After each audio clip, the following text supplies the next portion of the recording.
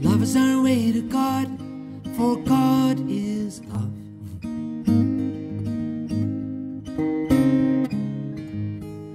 Love is our way to God, for God is love.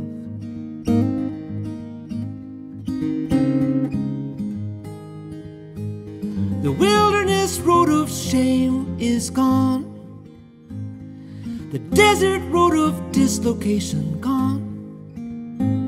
The stony road of loneliness has now become a royal way, a highway home. Love is our way to God, for God is love.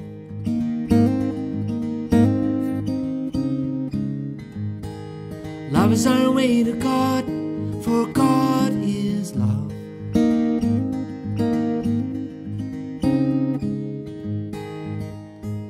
And all who carry disappointment, come. And you who fear the fire of judgment, come. And those who teach this royal way is not for some. Shame on you.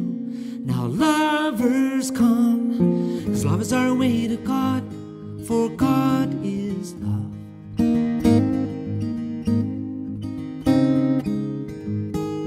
Love is our way to God, for God is love.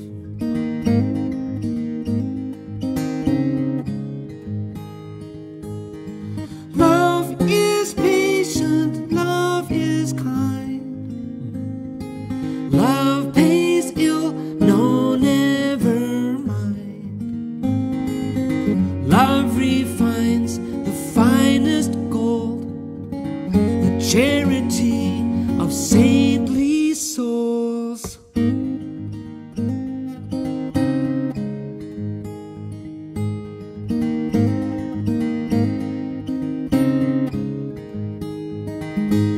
The only thing left for us to do is love. If this alone be done, it is enough. And as we love the other, God abides in us. God unseen, but seen in love. Love is our way to God, for God is love.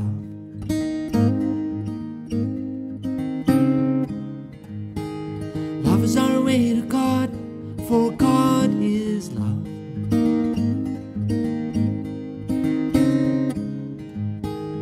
Love is our way to God, for God is love.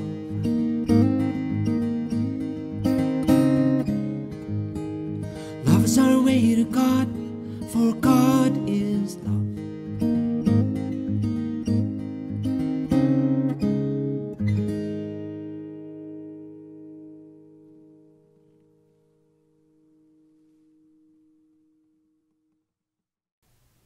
Ah, that was lovely. Steve Bell with his song Love Is Our Way, which can be found on his 2016 album Where the Good Way Lies. Welcome to today's mini booth gathering. This is episode 4 of my conversation with singer-songwriter, author, and storyteller Steve Bell. Now, I just used the word storyteller to describe part of what Steve does. One of his longtime friends likes to use the word troubadour. Now, troubadours aren't a tradition in our culture at the moment. This was sort of a high Middle Ages thing, early 1100s to maybe late 1300s or so. So we don't know tons about it, but part of what we do know, we know from the word itself.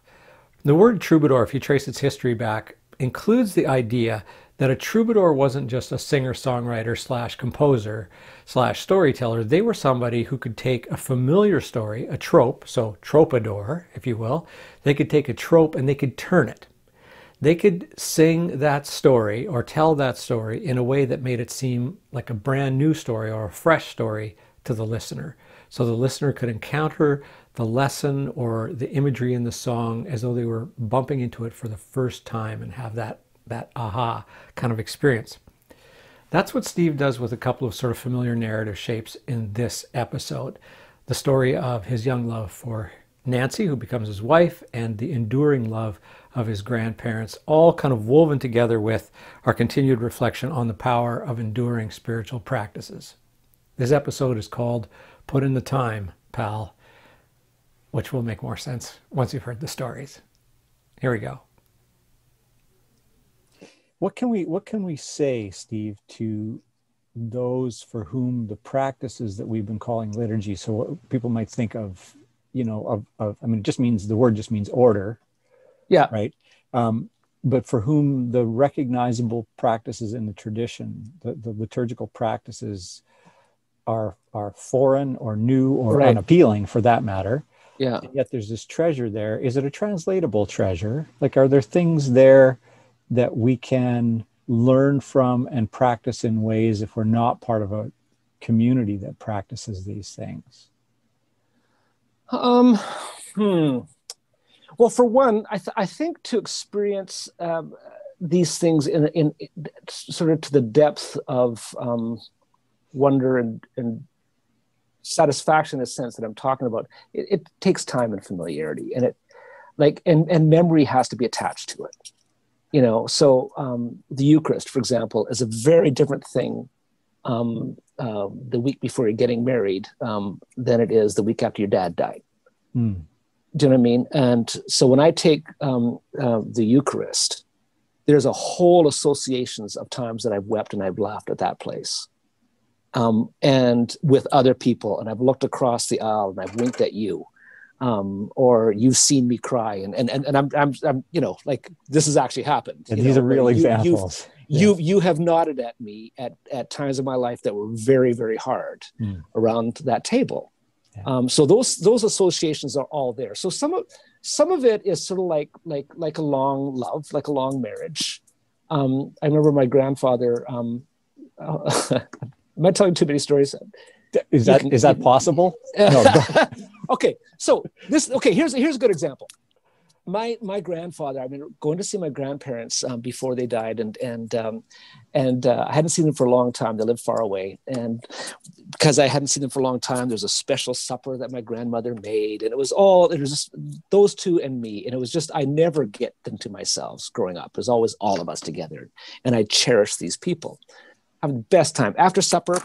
My grandfather, the old missionary, grabbed his Bible and he sat down in his chair, and he started to read. And my grandmother got her knitting out. She sat down and nobody's talking. And so I grabbed my guitar and I just started to play. And that's what the evening was for about 2.5 hours. I just noodled on the guitar, and Grandpa read his Bible and Grandma knitted. And then at one point, Grandpa pulls up and goes, "What a lovely evening." And he comes over and kisses me, and he kisses his wife, and he goes to bed. And they don't even sleep in the same beds anymore, which horrified me. Are you guys okay? Yeah.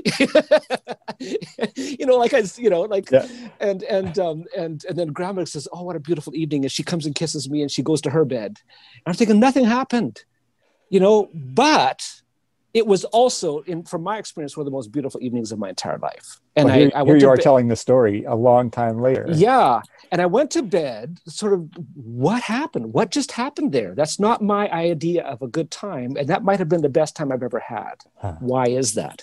So anyways, one of the reasons I'd gone to see them was to tell them that I was going to get married. And I had fallen in love with somebody, Nancy, who you know, and I wanted them to know that. So the next morning, over breakfast, I'm talking to my grandpa, and I said, I really, really hope Nancy and I can have the same relationship that you and Grandma have.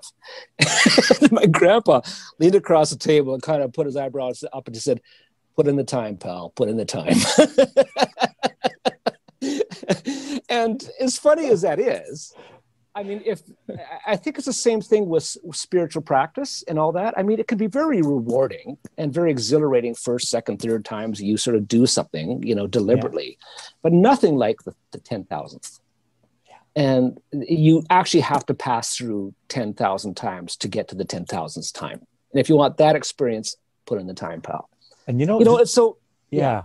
No, absolutely, Steve. And I'm just thinking about, sort of circling back as I'm listening to you in my own thinking about our context for this conversation, which is this pandemic and the idea that this is unprecedented when in fact, in so many ways it is not. Mm-hmm. Yeah. And yet it unsettles us, and how can we find a center in it? And part of the answer to that has to do with trusting the experience of those that have gone before, doesn't it?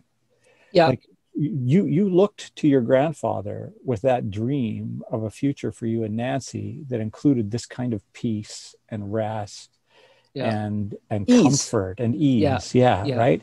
Yeah. And he was basically saying, there ain't no easy path to ease. Right. My boy. yes. Right? Don't kid yourself. Yeah. This is going to cost you, pal. Yeah. and he was right. Yeah. Yes, of course. Yeah. And so you can know that now by experience, but then you had sort of had to trust it, right? Which meant I had to trust someone. That's right. Yeah. And I think even in my stage of life right now, and I'm no longer a young man. I'm not old, but you know, I've lived longer than most men in history at this point. Right. And so I realize how important it is now for me to live in such a way that the next generation would put a little bit of trust in my experience. Right? It matters what I say and how I treat other people and how I deal with tragedy and how I deal with loss and disappointment.